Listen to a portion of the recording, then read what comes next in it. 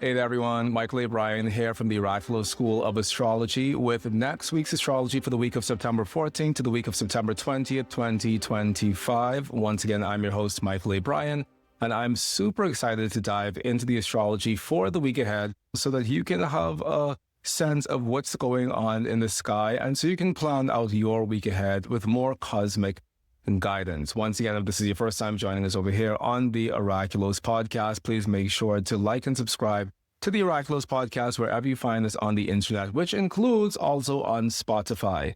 So if you don't already listen to the Oraculos podcast over on Spotify, please make sure to do so because I would love to have you be a part of our Spotify podcast family as well. All right, so now we're going to dive into the astrology for the week ahead. And the first thing we have coming up on September 14th, which is Sunday, September 14th, 2025, is the moon making her last aspect in the sky, which is going to be Moon Square Saturn. And that's happening at 6:46 p.m. EDT. Everything that I'm saying is in EDT because egotistically, arrogantly, I'm reporting from the East Coast. So if you need to adjust that to fit your own time zone, please do so. But the moon is going to be making her last aspect to Saturn at 6:46 p.m. EDT. Now, the fact that this is Moon Saturn isn't as important as the fact that the moon is going to be void of course afterwards. And the ancients thought that the void of course moon was one of the most malefic things that could happen to the moon because the moon does stuff. The moon is, from a traditional astrological perspective, associated with the seventh house. And a part of the moon being associated with the seventh house is because the moon deals with our trafficking with people on a daily basis. Now, how does the moon get associated with the seventh house? That's because when we apply the Chaldean order of Saturn, Jupiter, Mars, Sun, Venus, Mercury, and the moon to the 12 houses, we end up with Saturn in the first house associated with the physical body, Jupiter in the second house associated with the food that we eat and our liquid resources in this lifetime. We have Mars associated with the third house, which is representing our blood relatives, our brothers, our sisters. We have the Sun associated with the fourth house, which is signifying our father, which is why in traditional astrology we associate the father with the fourth house and not the mother. Then we have Venus associated with the fifth house because the fifth house is the house of our pleasures. We have Mercury associated with the sixth house because the sixth house is the house of our servants, in much the same way as Mercury is the servant of the gods. And then finally, we have the moon associated with the seventh house because the seventh house is the house of the general public, the vox populi, and the people who we traffic with on a daily basis.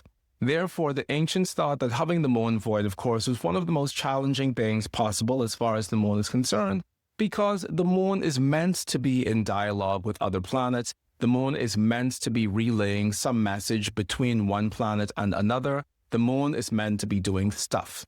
And insofar as the moon is doing nothing, the moon is thought to be a nebbish moon, a bit of a dud.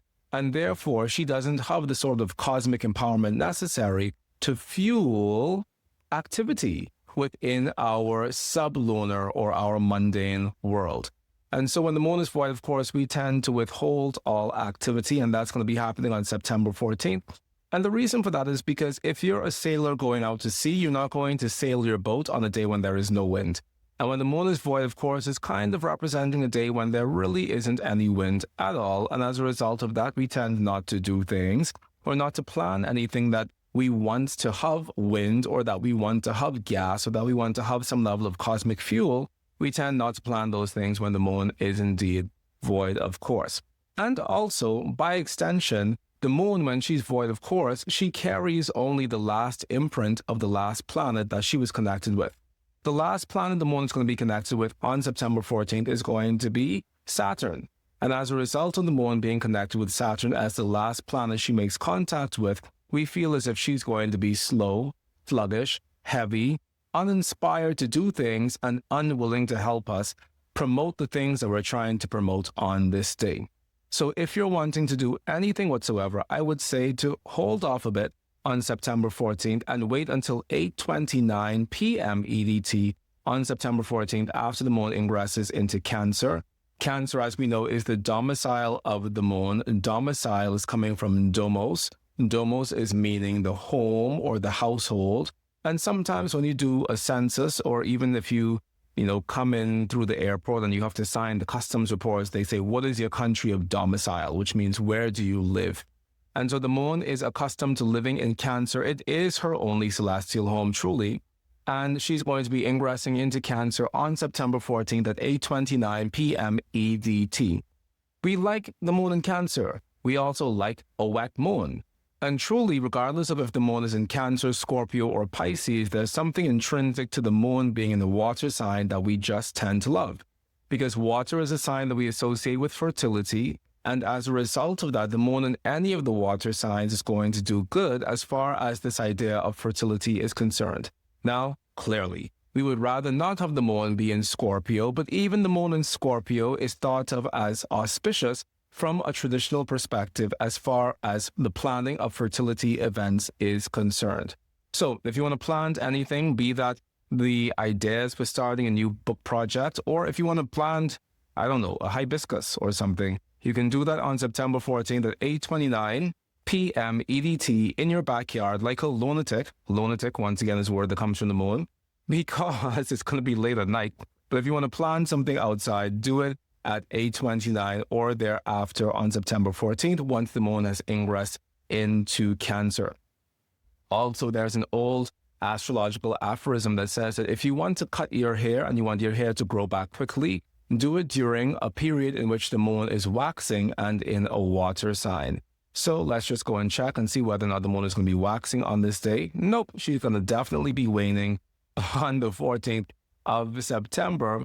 But you know what? Who cares? Maybe cut your split ends or something. But the point is, the moon in the water sign, particularly the moon in the water sign waxing, is thought of as being quite auspicious as far as the growth of our hair is concerned, and by extension, the growth of anything that we really desire. Now, moving on through to the 15th of September, let's see which day that's going to be. That's going to be Monday, September 15th.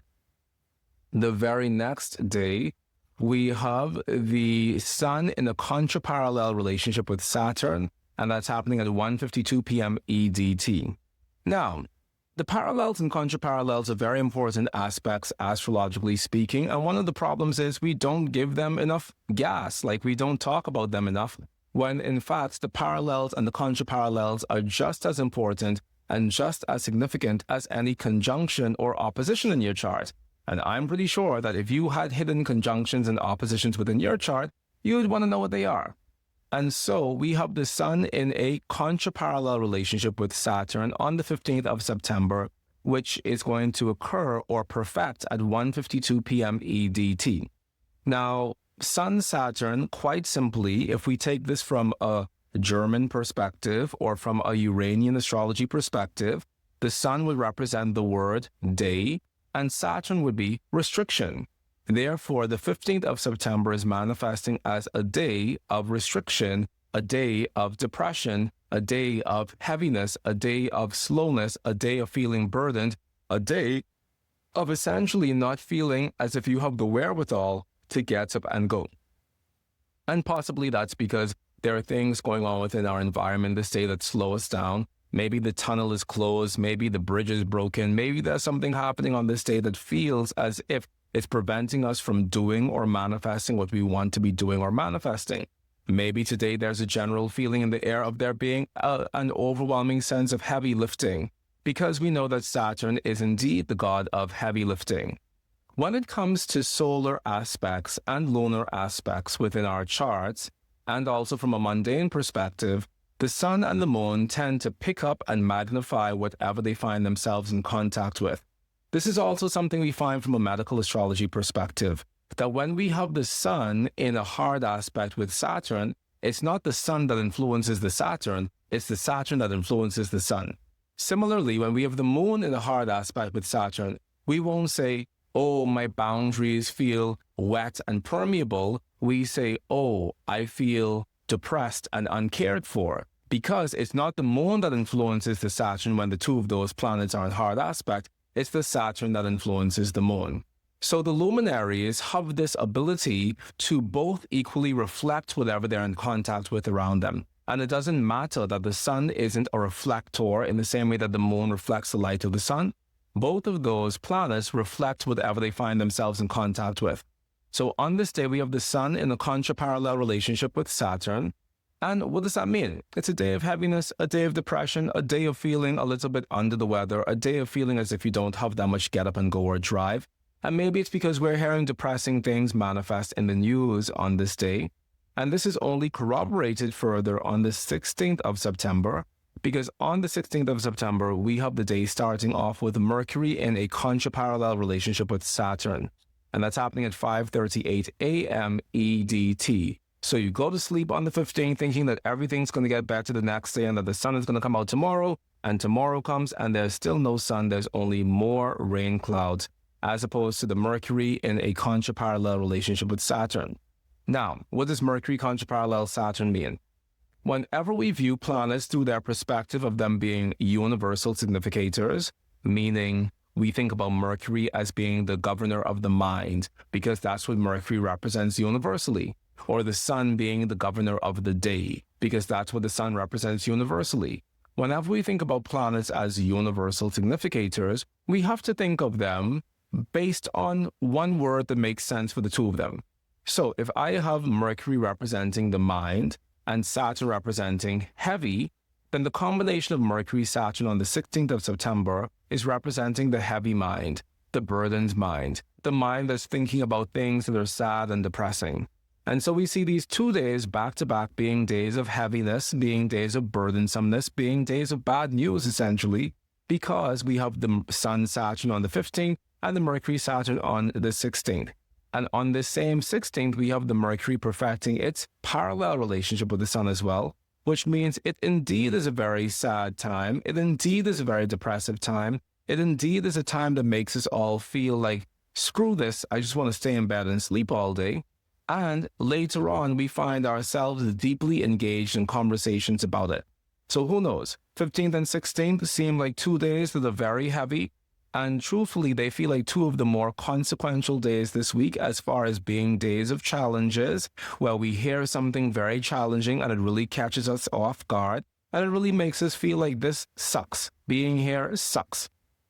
This could also be days when we hear things about children that are sad or that are depressive or that make us feel under the weather or that make us feel like, wow, here we go again, sort of thing. And the reason for that is because Mercury by itself is representing young children and Saturn is representing the negation of. So the combination of Mercury-Saturn could very well correspond with the negation of young children, meaning we're hearing about things happening to young children on this day that are harmful for those children, essentially.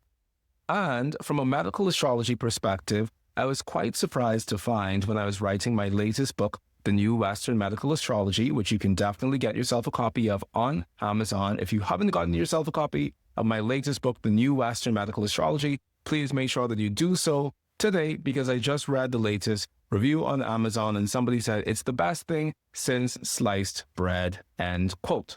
However, one of the things we discovered in writing The New Western Medical Astrology is that Mercury-Saturn also is corresponding with infertility within women. And that was quite interesting because when we think about infertility, we never think about Mercury-Saturn as being a thing that corresponds with that. So within a chart that otherwise also denotes this idea of infertility, Mercury-Saturn also stands to support that delineation of infertility because Mercury-Saturn in combination corresponds with the absence of children or the negation of children. So perhaps we're hearing sad things about children on this day, the 16th of September, and that's the primary thing that is keeping our attention. Now moving on through, on the 16th of September, the moon is making her last aspect on the day 16th of September at 11:13 p.m. EDT, and that's going to be the moon in a trine relationship with Saturn, and she's going to be void, of course, until she ingresses into Leo on the 17th of September at 1:19 a.m. EDT. Now, the moon, as we know, doesn't really have any major essential dignity in Leo. In Leo, she's not in her domicile because she's in the domicile of the sun. In Leo, she's not in her exaltation because no planet is exalted in Leo. Even though the ancient Babylonians did hold that Venus was exalted in Leo, This is an idea that has long since gone out of vogue, I dare say, at least 2,000 years ago, because nobody today talks about Venus being exalted in Leo at all, except probably me sometimes. Anyway, so the moon is in Leo, not her domicile, not her exaltation. She has no triplicity rulership in Leo because the sun is the triplicity ruler of fire signs in the daytime, Jupiter is the triplicity ruler of fire signs in the nighttime, and Saturn is the participating triplicity ruler over the fire signs, none of which is the moon. Similarly, the moon has no term rulership in Leo because the luminaries don't have term rulership anywhere. So the moon has no term rulership in Leo, and she definitely also is not having any face rulership in Leo because in the first 10 degrees of Leo, the moon is essentially in the face of Saturn. And then in the next 10 degrees of Leo, the moon is in the face of Jupiter.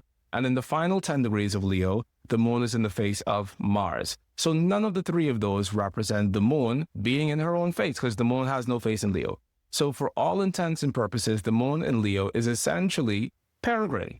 However, we know that the ancients held that the moon and the sun were essentially the mother and the father of our entire universe.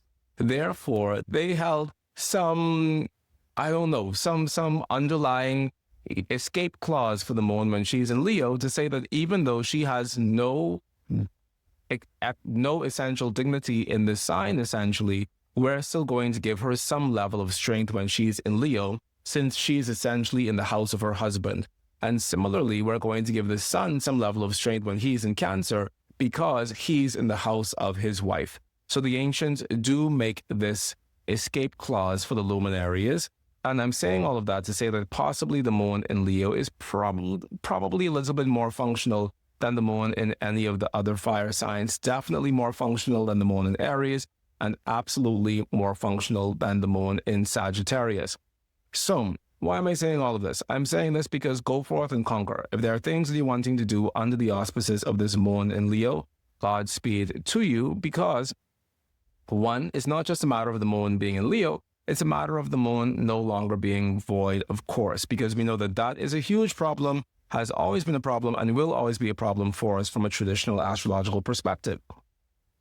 Now, on the same 17th of September, we have Mercury in an opposition with Saturn, or rather Mercury perfecting his opposition with Saturn. That's happening at 1:46 p.m. EDT. And once again, Mercury-Saturn is a bit of a challenge because Mercury-Saturn has to do with depressive news, it has to do with depressive thoughts, it has to do with depression in all shapes, forms, and sizes. And so this idea of Mercury-Saturn being something that we saw earlier on the 16th of September, which followed the Sun-Saturn on the 15th of September, and now we see it happening again on the 17th of September, says that we're moving into quite a Saturnian period indeed, and it may not necessarily be the best for anybody, and it may definitely cause us all to have a very real 3 days of mourning, or a very real 3 days of heaviness, or a very real 3 days of sadness and sorrow over the course of the 15th to the 17th of September. These are the combinations that make us feel like, boy, is life really worth living? Because everything around me feels really heavy and it doesn't actually feel as if it's supporting our desire to evolve as a human race. And so these 3 days, the 15th, the 16th, and the 17th of September, have a very strong Saturnian undercurrent. And what do you do when life gives you lemons? You make lemonade. And as far as lemons are concerned, the 15th, the 16th, and the 17th are lemons of days if ever there were ones. Moving on through to the 18th of September, we have on the 18th of September, Mercury ingressing into Libra. That's happening at 6:05 a.m. EDT.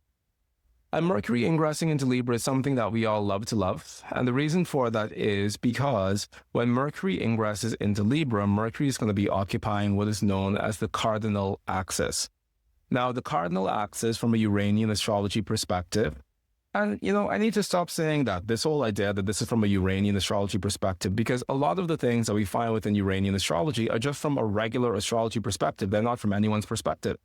And so the cardinal axis in just regular schmegular astrology is 0 degrees of all of the cardinal signs. So 0 degrees Aries, 0 degrees Cancer, 0 degrees Libra, 0 degrees Capricorn constitutes what is known as the cardinal cross. And when we have a planet that is occupying the cardinal axis, that planet is thought to be magnified for the world at large. And the reason why we consider it to be magnified for the world at large is because another name that we give the cardinal axis is the world point. And by world point, we're referring to the fact that if anything is standing on the cardinal axis, that thing is plugged into a much larger global community. And so on this day, which is the 18th of September, which is the Thursday, the 18th of September, we have Mercury occupying the cardinal axis because Mercury is going to be ingressing into Libra. And that's happening at 6:05 a.m. EDT. And what this means is that everything that we consider to be mercurial is going to be amplified and magnified on this day. So this is going to be a day of a lot of talking, a lot of back and forth, a lot of transactions, a lot of communication. It's going to feel as if everybody has something to say because who knows, maybe there is some uprising of something that is very memorable and something that's very noteworthy and something that requires the entire world to be in a deep level of dialogue and conversation about that thing on the day of September 18th. This is a day when the tabloids are going to go crazy and the newspapers are going to go crazy and the radio stations are going to go crazy. And they're all going to be doing far more talking on this day than playing music. Because on this day, we're going to have something memorable unfolding that is worthy of our intellect, but that's also worthy of our dialogue. So be mindful that the 18th of September is a day that's very high energy. It's also a day that's a little bit high strung, and it could be useful to try to distance yourself from that a bit today, unless, of course, you have something that you're trying to sell, in which case, put it out there in the market, because today, the Thursday, is going to essentially be the same as Mercury's day, Wednesday, insofar as transactions that are successful are concerned due to the Mercury ingressing into the Libra. Now, on the same day, September 18th, later on this day, that Mercury takes a bit of a hit because Mercury is going to be contra-parallel the Neptune at 1:55 p.m. EDT. And later on that day, Mercury is going to be in an opposition relationship with Neptune at 6 p.m. EDT on the 18th of September. Now, I personally don't hate Mercury-Neptune. I think it's a bit of a wonderful combination for certain things. Mercury-Neptune is great for people who write fantasy literature. It's great for people who are going to create movies, like people who are going to create movies like The Lord of the Rings or Weapons, which was a movie I recently went to the theater to watch, which I think is literally one of the greatest movies I've ever watched in my life. But that's a Mercury-Neptune sort of thing. Somebody who could completely dream up a world that is completely above and beyond anybody's imagination and put that in a form that other people can digest and appreciate. So if you're a person who is doing that sort of work, whether it's fantasy writing, whether it's poetry writing, whether it's just writing down your dreams, essentially, September 18th is a wonderful day for that, especially at 6 p.m. when Mercury does indeed perfect his opposition to Neptune, simply because this day is one where we all have a softer, more pliable, more plastic mind, and we all have the ability to make greater imaginative leaps with our mind than we probably would have under normal astrological weather. It's a great combination for all things fantastical, like Arthur Spiderwick's Fantastic Beasts, or Fantastic Beasts and Where to Find Them, or all sorts of things that have to do with great leaps of the imagination. Now, Mercury-Neptune isn't good insofar as it is literally the textbook combination of being delulu. And by delulu, I mean delusional. And by delusional, I mean insane. And so when we have Mercury-Neptune within our charts, we have to be mindful that we aren't allowing ourselves to dream something into reality that really has no basis in reality whatsoever, because that would just be knocking facts. So fundamentally, when we have this Mercury-Neptune combination, we have to find as many opportunities as possible to root our heels on the ground and to really, take note of reality as it is, and not to allow ourselves to spin some fantasy into existence that has no rootedness in what's actually going on around us. And that applies to our thoughts about ourselves. That applies to our thoughts about our intimate romantic relationships. That applies to our thoughts about our job. That applies to everything that we do. We have to really make sure that we keep both feet on the floor and that we aren't allowing ourselves, when we have this combination natally, or when this combination is showing up in the sky for us in general, we have to make sure that we aren't allowing ourselves to do stupid things that we justify because they feel to be true within ourselves, but that ultimately turn out being quite problematic and quite unreal indeed. All right. So that's the 18th of September. Now we're going to move on to Friday, September the 19th. We have the moon making her last aspect in the sky on the 19th, which is going to be her conjunction to Venus, and that's happening at 8:21 a.m. EDT. I love Moon-Venus as a combination because Moon-Venus is the specific combination for the female reproductive system, and who doesn't love the female reproductive system? So Moon-Venus is a wonderful combination in general. It's the sort of thing that you see in the charts of people who know how to wine and dine and schmooze and booze and give people a good time, because that's what Moon-Venus is. It's the combination of the person who knows how to feed you and treat you and do everything to make you feel like a wonderful, wonderful human being, because you are a wonderful human being. These are some of the things that we see with Moon-Venus as a combination. And that's happening on September the 19th at 8:21 a.m. EDT. However, we know that Moon-Venus means that the moon is essentially going to be going void of course, and she's going to go void of course, and only be void of course for literally 1 minute, because she's going to ingress into Virgo at 8:22 a.m. EDT. I like the moon in Virgo.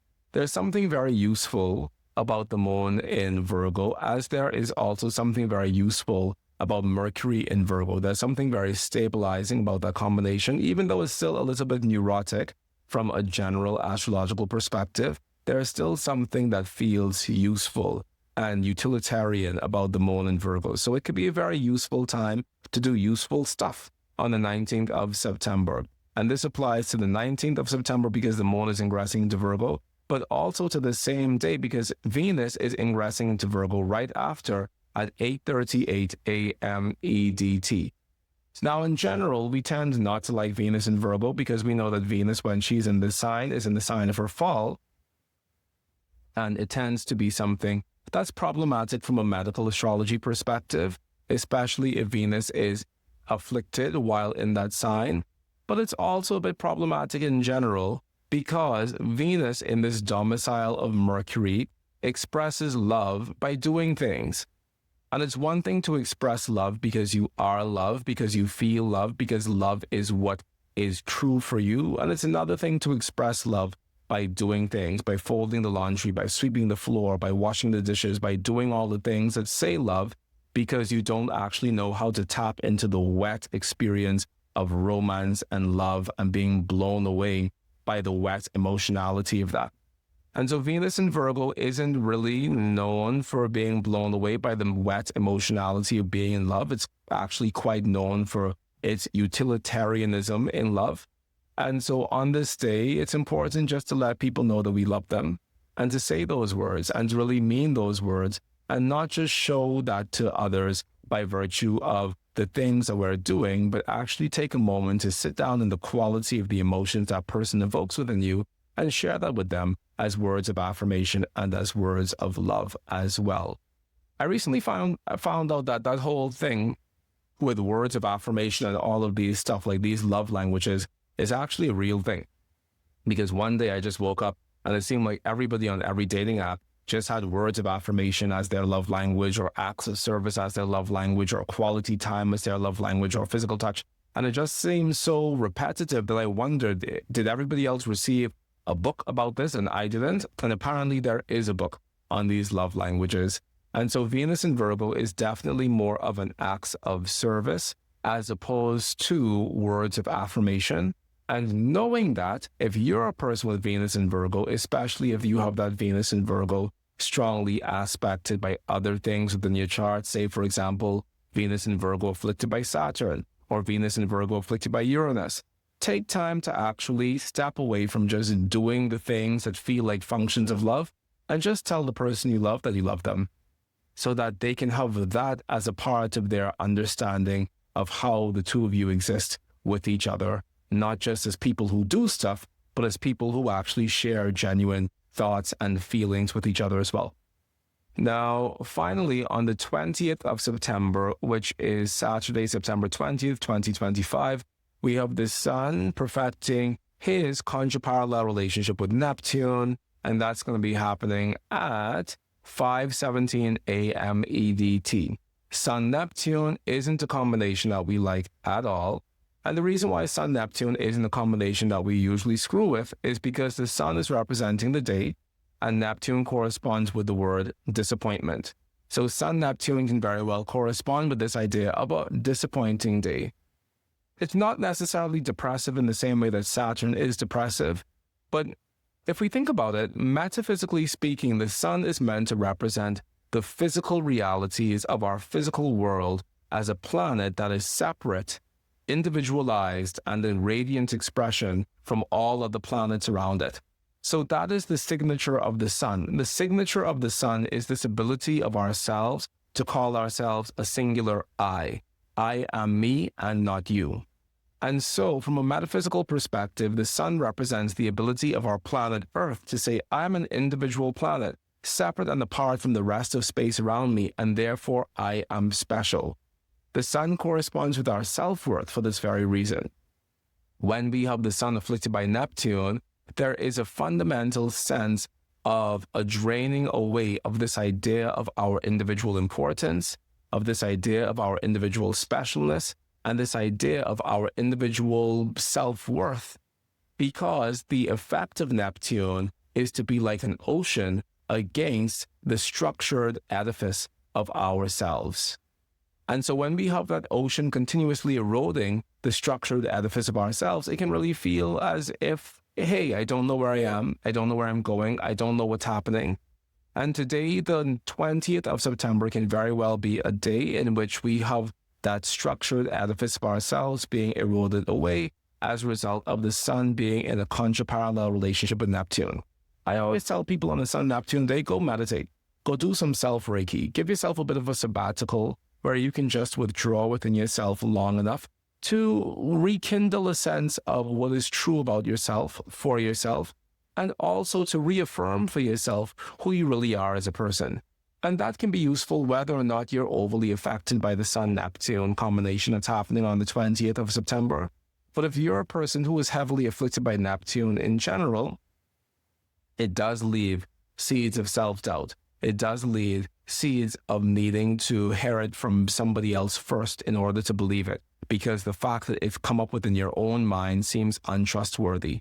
When we're Sun-Neptune, we have to struggle a little bit in this lifetime to find a real sense of who we are as people. And in the process of doing that, that can take us all around the world, but it can also cause us to do things that enable us to escape the fierceness of reality around us, which is why Neptune and this combination of Sun-Neptune is also a combination that we associate with addiction.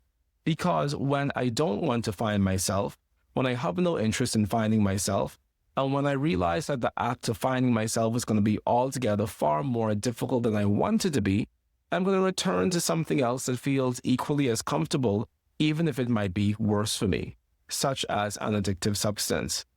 So this idea of Sun-Neptune on this day, the 20th of September, if you're somebody with Sun-Neptune in particular, this concept of Sun-Neptune is something we should be mindful of.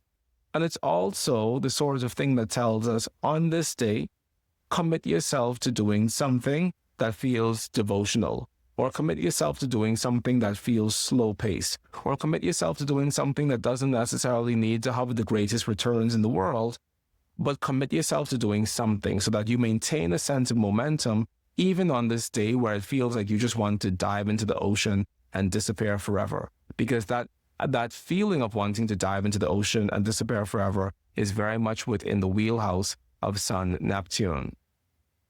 Now we're coming up to the last three combinations on this date. The next combination on the 20th of September, just so you know, is going to be the Venus in a square relationship with Uranus.